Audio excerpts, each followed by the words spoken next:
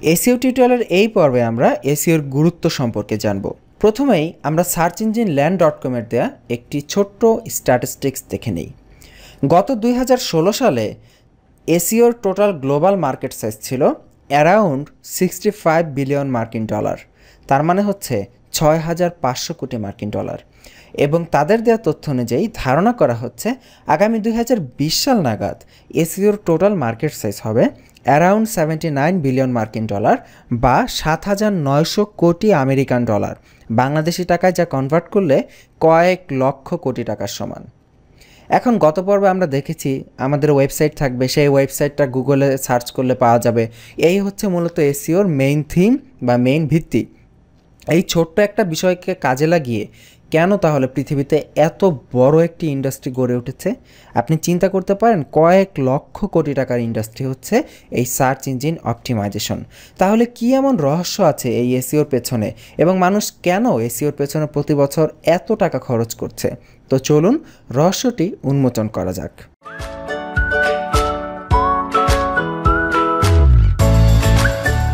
প্রথমেই আমাদেরকে বুঝতে হবে এসইও হচ্ছে ডিজিটাল মার্কেটিংয়ের একটি অনেক বড় একটি অংশ।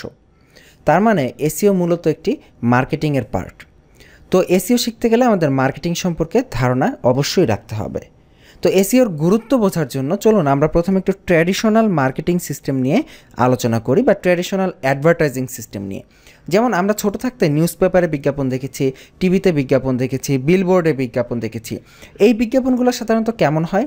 আমি টিভিতে বসেছি একটা প্রোগ্রাম দেখার জন্য, আমি নিউজ পেপার খুলেছি একটা সংবাদ দেখার জন্য, নিউজ পড়ার জন্য, সেইখানে আমাকে মাঝখানে বিজ্ঞাপন শো করতেছে।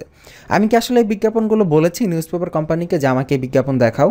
বা টিভিকে আমি বলেছি যে টেলিভিশন ইন্ডাস্ট্রিকে যে আমাকে আমার প্রোগ্রামের মাঝখানে আমি একটা মুভি দেখতে বসছি, আমি একটা রান্নার অনুষ্ঠান দেখতে বসছি, বা আমি যে কোনো একটা প্রোগ্রাম দেখতে বসছি, এটার মাঝখানে আমি কি কখনো চেয়েছি আমাকে বিজ্ঞাপন দেখানো হোক? কখনোই না। তার মানে হচ্ছে আমি কখনো চাই নাই আমাকে বিজ্ঞাপনটা দেখানো হোক, কিন্তু বিজ্ঞাপনটা আমাকে জোরপূর্বক দেখানো হচ্ছে। কারণ কি? কারণ আমি আমার পছন্দের জিনিস টিভিতে দেখতেছি, তার ফাঁকে ফাঁকে আমাকে বিজ্ঞাপন দেখানো হচ্ছে। এখন আরেকটু চিন্তা করুন, আমি একটি ছেলে, আমার কাছে একটা লেডিস প্রোডাক্টের বিজ্ঞাপন দেখানো হচ্ছে। এখন টিভিতে যে বিজ্ঞাপনগুলো দেখানো হয় সেগুলো কিন্তু ছেলে মেয়ে বাচ্চা বুড়ো ছোট বড় সবাই কিন্তু একই বিজ্ঞাপন দেখে, এবং ঢালাওভাবে সবার কাছে একই বিজ্ঞাপন প্রচার করা হয়। এখন একটা প্রোডাক্টের নির্দিষ্ট কিছু সংখ্যক কাস্টমার আছে, যেমন লেডিস প্রোডাক্টের নির্দিষ্ট কিছু সংখ্যক কাস্টমার আছে। সেই প্রোডাক্টের কিন্তু সবাই কাস্টমার না।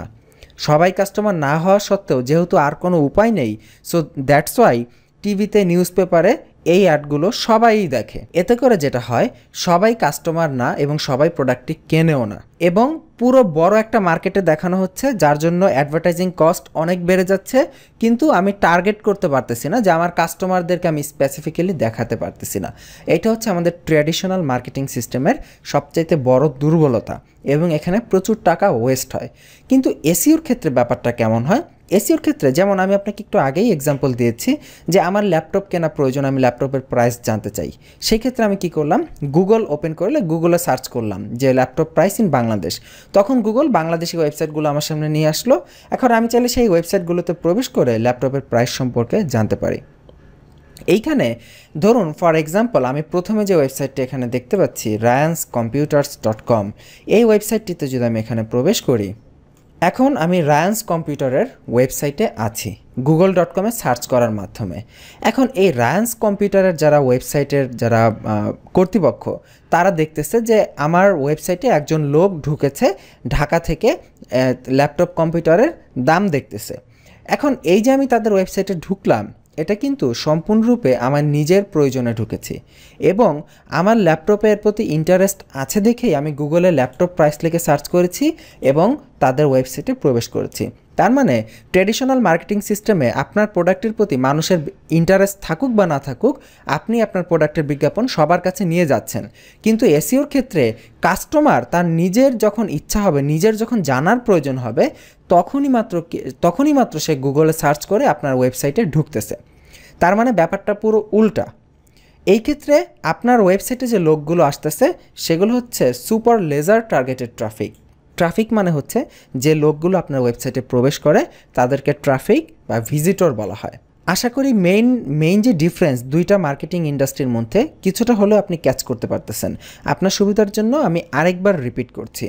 আমাদের ট্রেডিশনাল মার্কেটিং সিস্টেমে আপনার ইন্টারেস্ট থাকুক বা না থাকুক, কোম্পানিগুলো একই বিজ্ঞাপন সবার কাছে পৌঁছে দিচ্ছে, যেটা কাস্টমারের মানে মার্কেটের জন্য মানে আপনার জন্য টাকা তো অনেক লাগতেছে সবার কাছে পৌঁছানোর জন্য, কিন্তু সেলস ওইভাবে আসতেছে না। কিন্তু এসইওর ক্ষেত্রে কাস্টমার নিজের যখন প্রয়োজন হবে, নিজের মাথা ব্যথায় গুগলে সার্চ করে আপনার নিকট যাচ্ছে, সেই ক্ষেত্রে যে কাস্টমারগুলো আসতেছে সেই কাস্টমারগুলো অবশ্যই হাইলি ইন্টারেস্টেড আপনার প্রোডাক্টের প্রতি, এবং ইন্টারেস্ট আছে দেখেই তো সে গুগলে সার্চ করে আপনার ওয়েবসাইটে ঢুকেছে। তো এইটা হচ্ছে ফার্স্ট রিজন যে লোকগুলো আপনার ওয়েবসাইটে আসতেছে সেগুলো হচ্ছে টার্গেটেড পিপল, আপনার প্রোডাক্টের প্রতি তার ইন্টারেস্ট আছে, সেই টার্গেট করা লোকগুলোই আসতেছে। এর ফলে যে ফলটা আমরা পাচ্ছি সেটা হচ্ছে high conversion rate. High conversion rate মানে হচ্ছে যে কনভার্সন রেট জিনিসটা হচ্ছে আপনার দোকানে কতজন লোক আসলো, আপনার দোকান থেকে কতজন লোক প্রোডাক্ট কিনলো তার অনুপাত। মানে আপনার যদি একটি কাপড়ের দোকান থাকে, ধরলাম 20 জন লোক বা 100 জন লোক যদি আপনার ওয়েবসাইটে আপনার কাপড়ের দোকানে আসে, সেখান থেকে যদি 5 জন লোক আপনার দোকান থেকে কাপড় কেনে, তখন আপনার কনভার্সন রেট হবে 5%, কারণ 100 জনের মধ্যে 5 জন কিনেছে। ঠিক তেমনি এই এসইওতে যেহেতু কাস্টমার নিজের চাহিদা অনুযায়ী গুগলে সার্চ করে আপনার ওয়েবসাইটে ঢুকতেছে, সো সেই ক্ষেত্রে অনেক বড় একটা চান্স আছে আপনার প্রোডাক্টটি কেনার। কারণ নিউজ পেপার যখন আমরা পড়ি, আমার সেই বিজ্ঞাপনটি দেখার বিন্দুমাত্র ইচ্ছা নাই, কিন্তু বিজ্ঞাপন আমার সামনে ঠিকই শো করা হচ্ছে, সেই ক্ষেত্রে আমার কেনার ইচ্ছা খুবই কম, আমি নাও কিনতে পারি। কিন্তু যখন আমি গুগলে সার্চ করি, আমি হচ্ছে ক্রেতা, আমার নিজের প্রয়োজনে আমি গুগলে সার্চ করতেছি, তো সেই ক্ষেত্রে প্রোডাক্টটি কেনার পার্সেন্টেজ, কেনার সম্ভাবনা অনেক বেড়ে যায়। সো এই কারণে এই এসইওতে সবসময় হাই কনভার্সন রেট থাকে, অনেক বড় একটা পার্সেন্টেজ পিপল আপনার ওয়েবসাইট থেকে প্রোডাক্ট কেনে।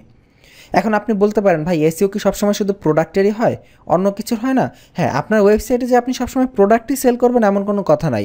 আপনি বিভিন্ন তথ্য মানুষকে দিতে পারেন, অন্যান্য বিভিন্ন বিষয় মানুষের সাথে শেয়ার করতে পারেন, সেগুলো মানুষ দেখতে পারে। এখানে যে প্রোডাক্টটি সেল হবে এমন কোনো কথা নাই। আপনি যেটাই আপনার ওয়েবসাইটের উদ্দেশ্য হোক না কেন, সেই উদ্দেশ্য সাধনের পার্সেন্টেজ অনেক বেশি থাকে এই এসইওতে। এবং সবচাইতে যেটা ইম্পর্ট্যান্ট বিষয়, যেটা হচ্ছে মেইন রহস্য, এই যে ওয়েবসাইটগুলো এখানে চলে এসেছে, আপনি এখানে দেখতে পাচ্ছেন, হয়তো আপনি মনে মনে বলতেছেন আমি বারবার এই ওয়েবসাইট থেকে কেন বলতেছি, ওপরেরটাকে কেন বলতেছি না। ওপরেরটা হচ্ছে বিজ্ঞাপন, এখান থেকে গুগল আর্নিং করে। যেমন এই যে দেখুন এখানে ছোট করে লেখা আছে অ্যাড, এই ওপরের যে এই অ্যাডটা লেখা আছে এইটা শুধুমাত্র টাকা দিয়ে এসেছে, আর নিচের যেগুলো এসেছে এগুলো সব এসেছে টোটালি ফ্রিতে। গুগলকে তাদের 1 পয়সাও দিতে হয় নাই এই জায়গাগুলোতে আসার জন্য। এই জায়গায় হচ্ছে এসইওর সবচাইতে মজা। আপনি যদি এসইও করে গুগলে আপনার যে প্রোডাক্ট বা আপনার যে ওয়েবসাইটের টপিক, সেই টপিক লিখে কেউ সার্চ করলে যদি গুগলের র্যাঙ্কিং আপনি আসতে পারেন, তাহলে সেখান থেকে আপনার ওয়েবসাইটে ফ্রি লোকজন ঢুকবে, ফ্রি আপনার ওয়েবসাইট থেকে প্রোডাক্ট কিনবে, মানে অটোমেটিক প্রমোশন। এইটাই হচ্ছে এসইওর সবচাইতে মেইন রহস্য, এবং এর জন্যই এসইওর পেছনে প্রতি বছর এত কোটি কোটি টাকা খরচ করা হয়। এবং এর থেকে ইজিলি এবং এর থেকে সহজে আর কোনো সোর্স নেই যেখান থেকে আপনার ওয়েবসাইটে এত লোক আসবে আর এত পরিমাণ সেল হবে। এবং এটাই হচ্ছে সবচাইতে ইজিয়েস্ট ওয়ে। কারণ কি? কারণ হচ্ছে আমাদের যখনই জানার কিছু প্রয়োজন পড়ে আমরা কি করি বলুন তো? আমরা গুগলে সার্চ করি, সেখান থেকে জেনে নেই। এমনকি আমাদের দেশে তো এমন একটা প্রবাদই হয়ে গেছে এখন যে কিছু জানো না, ব্যাপার না, গুগল মামা আছে, গুগল মামাকে জিজ্ঞেস করো, তাই না? তো তার মানে কি, এই যে আমরা গুগলে সার্চ করতেছি, এখন আমি যদি সম্পূর্ণ ফ্রি অফ কস্ট যদি গুগলকে 1 টাকা না দিয়েই এই এসইও করে গুগলের রেজাল্টে আসতে পারি আমার প্রোডাক্ট রিলেটেড সার্চের জন্য, তাহলে দেখুন সেখান থেকে আমি কত সহজে সেলস নিয়ে আসতে পারবো একদম ইজিলি। এবং এটা হচ্ছে সবচেয়ে মেন রিজন, এই কারণেই এসইওর পেছনে এত টাকা খরচ করা হয়। আশা করি মেন কারণটা বুঝতে পেরেছেন আপনারা। এরপরে যেটা আরেকটা ইম্পর্ট্যান্ট ফ্যাক্টর, সেটা হচ্ছে সুপার স্ট্রং ব্র্যান্ড ভ্যালু বা ব্র্যান্ড সিগন্যাল। যেমন ধরুন আমি এই যে গুগলে সার্চ করলাম ল্যাপটপ প্রাইস ইন বাংলাদেশ, আমি সর্বপ্রথম কোন সাইটটা পেলাম? রায়ান্স কম্পিউটার। এবং আমি জানি পার্সোনালি যে এটা বাংলাদেশের কম্পিউটার সেলের একটি দোকান, হোয়াট এভার। আমি তাদের ওয়েবসাইটটাকে ফার্স্টে পেলাম। এরপরে কাকে পেলাম? startech.com.bd। ফাইন, এটাও পেলাম।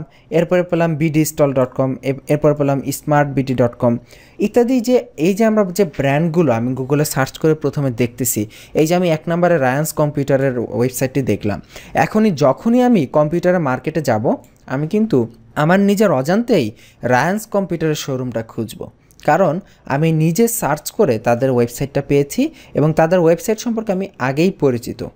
তার মানে নিজের অজান্তেই আমার সাবকনসাস মাইন্ডের ভেতরে রায়ান্স কম্পিউটারের ওয়েবসাইটটি, এই ব্র্যান্ড নেমটি রেজিস্টার হয়ে যাচ্ছে। এবং যখনই আমি বিভিন্ন কম্পিউটারের মার্কেটে যাব বা যেখানেই যাই না কেন, আমি কম্পিউটার রিলেটেড কোনো কিছুর কথা মনে হলেই আমার রায়ান্সের নাম মনে আসবে। বা এখানে আমি ল্যাপটপ নিয়ে সার্চ করেছি, সো ল্যাপটপ নিয়ে কিছু কথা মনে হলেই আমার রায়ান্সের নাম মনে আসবে। কারণ হচ্ছে আমি যখনই ল্যাপটপ নিয়ে গুগলে সার্চ করি, তখনই আমি রায়ান্স কম্পিউটারকে 1 নাম্বার পাই এবং তাদের ওয়েবসাইটে ঢুকি। সো রায়ান্স কম্পিউটারের সাথে আমার একটা বেশ ভালো আন্ডারস্ট্যান্ডিং হয়ে যাবে এই এসইওর মাধ্যমে, এবং এই ব্র্যান্ডের যে সিগন্যালটা সেটা আমার মাথায় আলটিমেটলি রেজিস্টার হয়ে যাবে। এবং খুব সহজে এইভাবে বড় বড় কোম্পানিগুলো ব্র্যান্ড ভ্যালু তৈরি করে, এবং সেই ব্র্যান্ড ভ্যালুগুলো যখন আমি মার্কেটে যাব প্রোডাক্ট কিনতে, নিজের অজান্তেই আমি তাদের দোকানে ঢুকবো এবং তাদের দোকান থেকে প্রোডাক্ট কিনবো, সেটা আজকে হোক বা 5 দিন পরে হোক। এই হচ্ছে মূলত এসইওর মোস্ট ইম্পর্ট্যান্ট 3টি রিজন, যেই কারণে এত বেশি এসইও নিয়ে কথা হয় অনলাইন মার্কেটিং ইন্ডাস্ট্রিতে।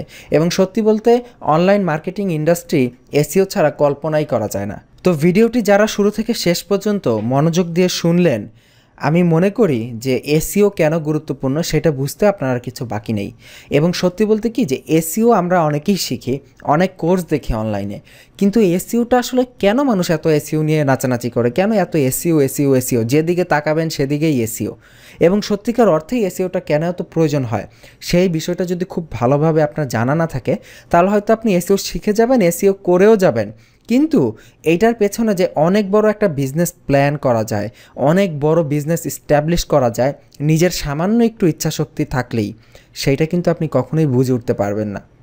এবং এই যে আমরা এসইওর গুরুত্বটা সম্পর্কে এখন জানলাম, এখন আমরা বুঝলাম যে আসলে অন্যান্য তো মার্কেটিং সিস্টেম অনেক আছে, তারপরেও এসইওর কেন এত ভ্যালু। এই যে এসইওতে খুব সহজে আমরা কাস্টমার পাচ্ছি, এসইওর মাধ্যমে খুব সহজে ট্রাফিক আসতেছে, লেজার টার্গেটেড ট্রাফিক। এবং আমরা জানতে পারলাম যে নর্মাল মার্কেটিং সিস্টেমে কোম্পানিগুলোকে কাস্টমারের কাছে যেতে হয় পণ্যের বিজ্ঞাপন নিয়ে, কিন্তু এসইওতে কাস্টমার তার নিজের মাথা ব্যথায় গুগলে সার্চ করে আমার ওয়েবসাইটে আসে আমার পণ্য কেনার জন্য। তার মানে দেখুন তো কত মজা, কাস্টমার নিজে নিজে সেদে সেদে আমার কাছে আসতেছে পণ্য কেনার জন্য, আমার থেকে প্রোডাক্ট কেনার জন্য। So this is the main reason that SEO is important. এবং আপনি যখন এসইও শিখবেন, আপনার যদি এই বিষয়ে ক্রিস্টাল ক্লিয়ার ধারণা না থাকে, তাহলে আমি পার্সোনালি মনে করি আপনার এসইও শেখার কোনো প্রয়োজন নেই, কারণ এই বিষয়ে ক্লিয়ার হয়েই আপনাকে এসইও শিখতে হবে।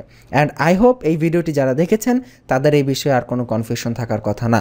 আজকের পর্ব এই পর্যন্তই। ভিডিওটি কেমন লেগেছে অবশ্যই আমাদেরকে ইমেল পাঠাবেন feedback@itbari.com এই ঠিকানায়। আগামী পর্বের আমন্ত্রণ জানাচ্ছি। আল্লাহ হাফিজ।